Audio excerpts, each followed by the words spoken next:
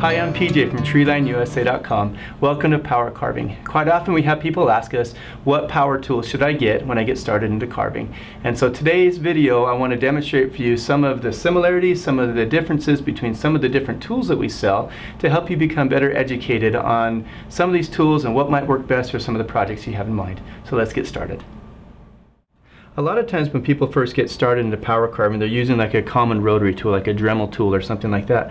And you can do some incredible work with those tools. But at TreelineUSA.com, we carry a lot of other tools like these micromotor tools. And micromotor tools get their names because the motor is built right into the handpiece. So that allows you to use a nice compact handle and still be able to have a lot of power, a lot of speed to be able to do the work that you want to do. So let me kind of show you some of the commonalities and some of the differences between these tools. So the most common tool that we sell is a Strong 202. It will spin up to 45,000 RPM and it's variable speed. You can use it with or without a foot pedal, which is kind of nice, and it can also go in forward and reverse.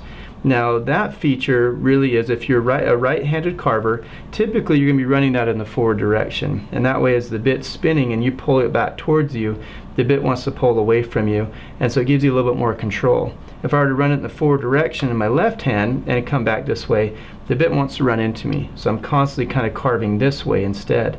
So the tools that have the reverse feature on it allow me to switch the rotation of the bit so that left-handed carvers can now carve with the same control as a right-handed carver.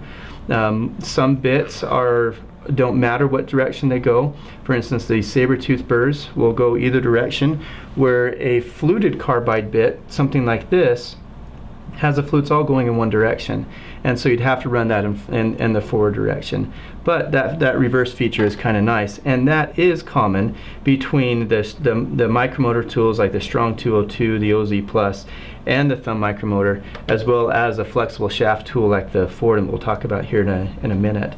So all of these will have variable speed on them, and what speed means, the faster a bit goes, the less material it's taking off per pass. So a tool that's spinning, say, at 10,000 RPM is going to feel a little bit grabby in the way that it cuts, compared to when you turn it up to 45,000 RPM, it's going to feel very smooth. So let me actually demonstrate that for you right here. I've got a dust collection system right here, and so as I turn this on, I'll start it first at about 10,000 RPM. And as I carve with this, you'll feel it kind of be a little bit grabby, and kind of bogs down just a little bit. But as I turn it up, it feels a lot smoother and then a lot better control. And spin it all the way up. Now, some bits and some woods won't allow you to carve at those higher speeds because it might be burning the wood too much. But that way, with the variable speed from 0 up to 45,000 on a tool like this, you have that versatility to carve with whatever speed your bit and the wood require. So that's kind of what speed does. So again, kind of the faster it goes, the smoother it's going to cut, and the easier it will be to do some more detail type work. Where the slower it goes, you might have a little more torque in some of the other tools like the Fordham, but you may not have as much control in doing the detail work. So the Strong 202 will go up to 45,000 RPM. It has that forward and reverse, has a nice small handpiece with a coiled cord, so no matter how you hold it, it's not going to affect the cable. Sometimes with flex shaft tools, you need to be careful that that doesn't bend or kink, because you can cause damage to that shaft.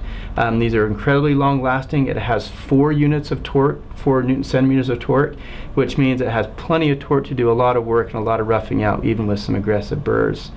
The upgraded tool from that would be the OZ Plus. The OZ Plus has almost double the torque in comparison to the Strong 202. It'll go up to 50,000 RPM, so just a little bit faster.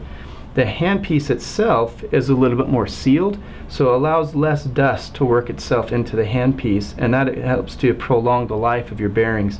And then the bearings are just a little bit more commercial grade, and so the OZ Plus, while it does cost more, is designed for somebody who is carving a lot, and it's going to hold up, and especially with the extra torque. So with that extra torque, that means as you're carving with it, the bits are just going to continue to chew through the material, and I kind of want to show that to you. Again, so you have the variable speed on here. Now, not all bits are rated up to 50,000 RPM, so be careful on what bits you are using for that. but in this burr right here, so again, this has you can use it with or with the hand. It has a forward and reverse on it, and the M button is how you turn it on and off. But with this, we're starting at about 39,000 RPM, and you can just chew through the material. And not that you're going to be using it like that all the time. Typically people are carving it about like this, but just to show you the power capabilities that the OZ Plus has. And that's really a real selling point for a lot of people, to be able to have the extra speed, but then also to be able to have that torque to really remove material when that's required.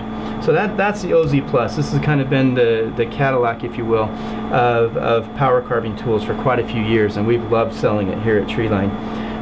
The other tool I want to show you is a tool that allows you to take your carving just about anywhere. So it's the portable micromotor tool. This tool will spin up to 30,000 RPM, so it's a little bit slower than the others, but up to 30,000 RPM. And it also has the forward and reverse on it. It has the variable speed, so you can turn it. Right now it's in just a high speed setting, but you can also turn it in the variable speed setting and vary that with the dial here, again up to 30,000, or you can switch it right to full speed. But a lot of people have really liked this because it's battery driven, and it takes about 2 or 3 hours to charge, but you get between 5 to 7 hours of battery life out of it. So you can carve just about all day on a single charge with that thumb micromotor. But it still has good torque to it, not as much as these others, but still good torque, and so you can still remove wood fairly quickly with it. And a nice small compact handpiece with the coiled cord, so again, you don't have to worry about it bending or kinking on you. So these tools have just been awesome for people who are on the go and will be carving in different areas.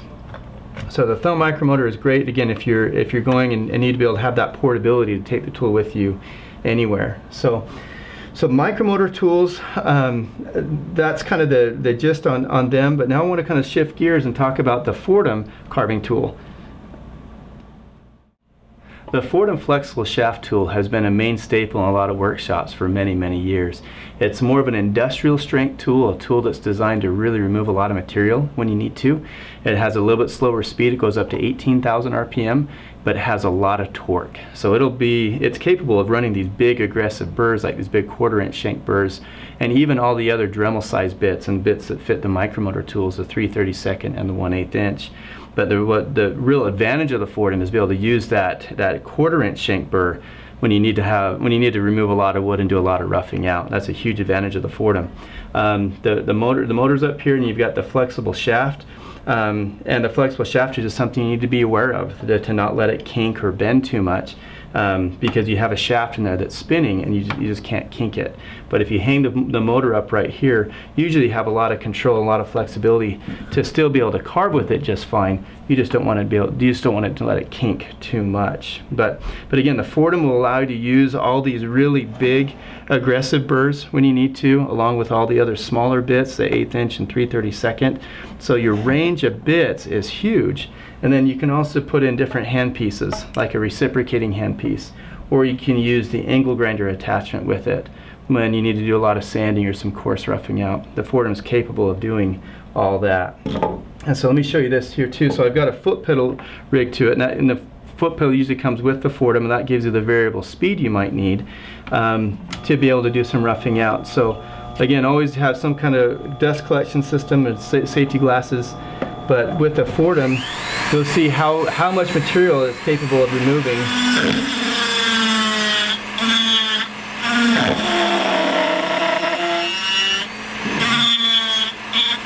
So, and of course you don't have to be that aggressive with it, but the Fordham is just capable of using a big, aggressive, nasty burr like this and just chewing off material in a hurry when you need to.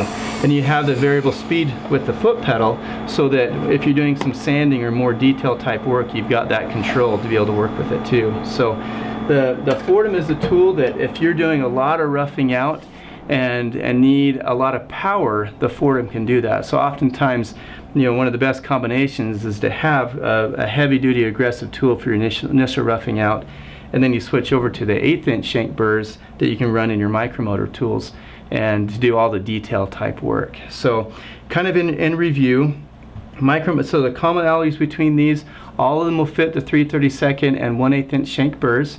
And then the Fordham can do the big 1/4 inch shank when you need to. Speed differences, you've got the thumb portable micromotor when you that goes up to 30,000 RPM. Then you've got the strong 202 that goes to 45 and gets a little bit more torque. And then you go to the OZ Plus, which has 7.8 units of torque, which is almost double of the strong 202, 50,000 RPM. And then you have the slower speed, high torque unit with the Fordham when you really need to hog out some material. We hope this video has been helpful to kind of show some of the similarities and differences between some of the different tools that we sell to help you get started into power carving. There's a lot of things you can do with these, and with whatever tool you get, I think you're going to love it. Each of these tools are designed and built right. They're designed to last you a lifetime, and it's something that you'll just enjoy using. These micromotor tools are easy to kind of set up on your table and use it for small projects to large projects, whatever else you need to do, and so versatile in the different bits, whether you need to take off a little bit of material and doing detail work, or pretty aggressive for some initial roughing out and hogging out. So we hope this has been helpful. Visit us at TreelineUSA.com to pick up your tools or bits or anything else you need to get started into power carving. And if you like this video, please click to subscribe to our YouTube channel. Thanks so much for watching.